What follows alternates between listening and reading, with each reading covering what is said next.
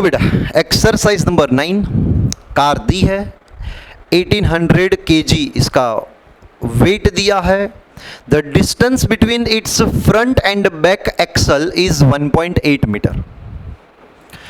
तो देखो ये है कार के 2 टायर, एक और टायर, एक और टायर, बराबर। कार के दोनों टायर को ज्वाइन करने वाला रॉड इसको बोलते हैं एक्सल, बराबर। ये है दूसरी एक्सल।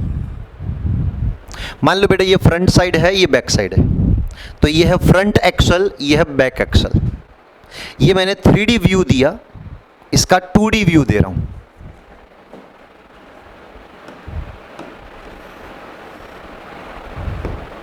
चलो ये हो गया इसका 2D व्यू, जिसमें हमें सिर्फ 2 टायर दिखाई दे रहे हैं। पीछे भी इसके एक टायर है, इसके पीछे भी एक टायर है, इसमें एक्सल मुझे दिखाई नहीं दे रही, बराबर ना। दोनों एक्सल के बीच का डिस्टेंस कितना दिया है? ये है 1.8 मीटर, बराबर। अच्छा ये दोनों फील कर सकते हो ना, ये 3D फिगर है, ये 2D फिगर है। तो दोनों एक्सल के बीच का डिस्टेंस है कितना? 1.8 मीटर, सही है। ओके, और आगे बढ़ते हैं। Its centre of gravity is 1.05 metre behind the front axle. ये पूरे कार का जो सिस्टम है उसका centre of gravity front axle से 1.05 मीटर दूर है। अच्छा, एग्जैक्ट बीच वाला पॉइंट 0.9 मीटर पे होता है, तो सेंटर ऑफ ग्रेविटी पीछे की साइड है, मतलब पीछे कोई हैवी बंदा बैठा होगा, तभी बेटा centre of gravity back side होगी ना। तो सेंटर ऑफ ग्रेविटी यहां पे है, मतलब सारा का सारा बेटा जो ग्रेविटेशनल फोर्स है, या फिर W बोलो, W बराबर mg, वो यहां पे है। क्लियर? अच्छा, ये जो वेट है पूरे सिस्टम का, मतलब पूरी कार का, ये वेट लास्ट में कौन फील करेगा? लास्ट में कौन फील करेगा? लास्ट में कौन फील करेगा? रोड। लास्ट में तो रोड ही ये चार टायर थ्रू रोड फील करेगा ना। तो ये रोड उस पर रिएक्शन देगा। अब रिएक्शन किस पे आएगा? कार पे नहीं आता, 4 टायर पे आता है। एंड उसमें भी बेटा ऐसा नहीं होता हाँ कि फ्रंट वाले ये वाले व्हील पे ज़्यादा फोर्स है, इस पे कम फोर्स है। दोनों टायर एक जैसा फोर्स फील करती है, बैक साइड वाले दोनों टायर एक जैसा फोर्स फील करते हैं। समझ में आ रहा है? तो यहां पे होगा क्या, ये बैक साइड वाले 2 टायर, मान लो बेटा इस पे रिएक्शन आया रोड का R2, तो इस पे भी उतना ही रिएक्शन आएगा रोड का R2। फ्रंट वाले जो 2 टायर है इस पे रिएक्शन आया कितना? R1, तो यहां पे उतना ही रिएक्शन आएगा R1। समझ में आ रहा है? अब बताओ फ्रंट वाले टायर पे टोटल रिएक्शन कितना हुआ? 2R1 हुआ, R1 तो मैं यहां पे बता रहा हूं 2R1। रेडी? बैक साइड वाले जो 2 टायर है उन पे रिएक्शन कितना आया? 2R2। And centre of gravity यहां पे है mg, कितने डिस्टेंस पे? 1.05 मीटर डिस्टेंस पे। क्लियर है? पक्का? हम बेटा सिर्फ यहां पे यही एक रॉड कंसीडर करेंगे जो दोनों एक्सल को कनेक्ट किए हुए है, ये वाला रॉड। बताओ टोटल कितना फोर्स फील करता है ये rod? 2R1 mg 2R2, 2R1 2R2 and mg, सही है ना। टोटल बेटा 3 फोर्स फील होते हैं।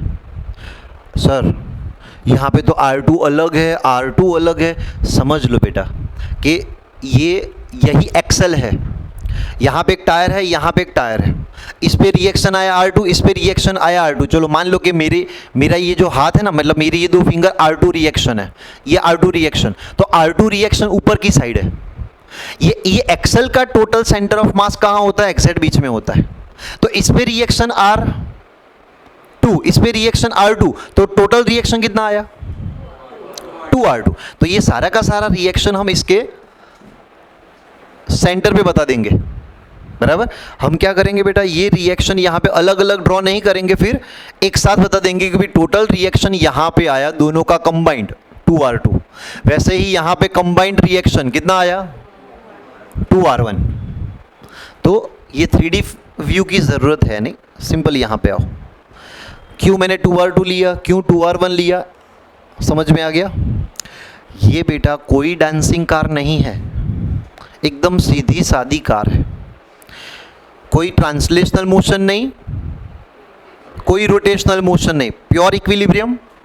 तो car is in translational equilibrium. बताओ summation Fy is equal to, बताओ ना बेटा, पॉजिटिव आई डायरेक्शन का force 2R2 plus 2R1 minus mg is equal to 0। 2R1 plus 2R2, इसको सामने लेकर आओ, पॉजिटिव mg। मास कितना था? 1800। जी की वैल्यू सपोज बेटा 10 ले रहा हूं, सामने आया प्लस हो गया। दोनों में से 2 कॉमन निकालो एंड सामने डिवाइड कर दो। ये 1800 इंटू 10, 18,000 डिवाइडेड बाई 2, 9,000। इसको इक्वेशन नंबर 1 दे दो। रेडी? इसमें समेशन Fx लिखने की जरूरत है ही नहीं, एक भी तो फोर्स नहीं है। तो नेक्स्ट बेटा आते हैं अब, car is in rotational equilibrium, बराबर। Summation tau 0। चलो कितने फोर्स है? 3। एक है 2R1, 2R2 एंड mg, सही है। अच्छा, सारे के सारे डिस्टेंस आपको कहां से दिए थे? फ्रंट एक्सल से। तो फ्रंट एक्सल मेरे लिए रेफरेंस, तो बेटा ये वाला पॉइंट मेरे लिए रेफरेंस हो गया, सही है। बताओ perpendicular distance of 2R1 from the reference point 0 हो गया, क्योंकि इसकी line of action of force उसमें से ही पास हो रही है। चलो, तो परपेंडिकुलर डिस्टेंस हो गया 0। Perpendicular distance of 2R2 1.8, perpendicular distance of mg 1.05। Clear? इसके बाद डायरेक्शन, यहां से बेटा इसको पकड़ के रखो। 2R1 तो टॉर्क प्रोड्यूस करेगा नहीं, क्योंकि परपेंडिकुलर डिस्टेंस ही नहीं है। चलो उसके बाद बताओ 2R2 क्लॉकवाइज, ओके। चलो ये क्लॉक है तो दूसरा एंटी क्लॉक ही होगा ना। कोई एक को पॉजिटिव, दूसरे को नेगेटिव लेना है। मान लो क्लॉक पॉजिटिव ले रहा हूं, बोलो क्या लिखना है? 2R2 into 1.8 minus mg into 1.05 is equal to 0। 3.6 R2, इसको सामने लिखो। चलो मास कितना था कार का? 1800, g है 10, सामने मैंने लिखा बेटा पॉजिटिव हो गया, इंटू 1.05। बस कैलकुलेट करो, R2 को सब्जेक्ट करो। तो R2 is equal to 1800 into 10 into 5,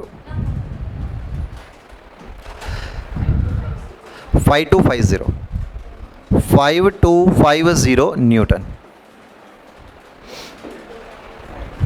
समझ में आया? ये R2 मिला बेटा, ये R2 इक्वेशन नंबर 1 में पुट करो।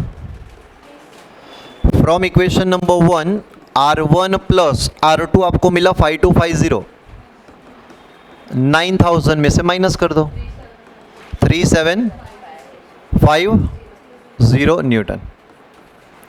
ये आपने जो फाइंड किया ना बेटा R1 एंड R2 है क्या, reaction of the road on each tyre. ये क्या है, ईच फ्रंट टायर, ये क्या है, ईच बैक टायर। समझ में आ रहा है पक्का?